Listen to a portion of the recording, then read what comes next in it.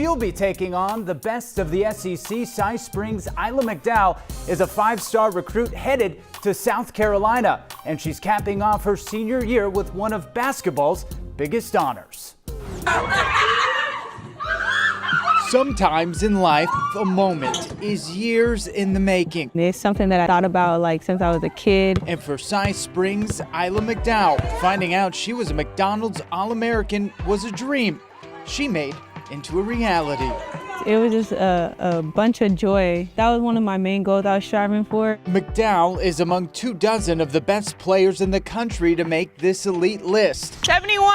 But Lady Panthers head coach Tanisha Rogers says one of the best parts about the 5-star recruits game is the success McDowell wants for her teammates. Even though her teammates want her to be successful and accomplish all of her goals, she equally wants that for them as well. If she knows someone's on the verge of making a goal or a milestone or something, she's going to go out of her way to make sure that they get that. And while it's near the culmination of her high school journey, it's just the beginning of Ayla's next chapter. I was like, oh yeah, I definitely want to be around this. I want to be pushed. McDowell is joining none other than Dawn Staley and her defending national champion Gamecocks at South Carolina. Yeah, she told me she was going to pour everything that she had into me, and she's just ready for me. I see a competitor. Ayla is a winner. She is like a swift army knife, where whatever's needed, she inserts whatever skill set that's needed to win basketball games. McDowell, she says, caught her attention immediately. I saw a lot of her games because we were recruiting one of her teammates.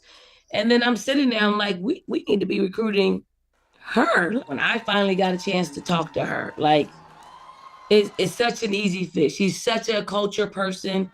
She's such a just incredible, responsible, smart. We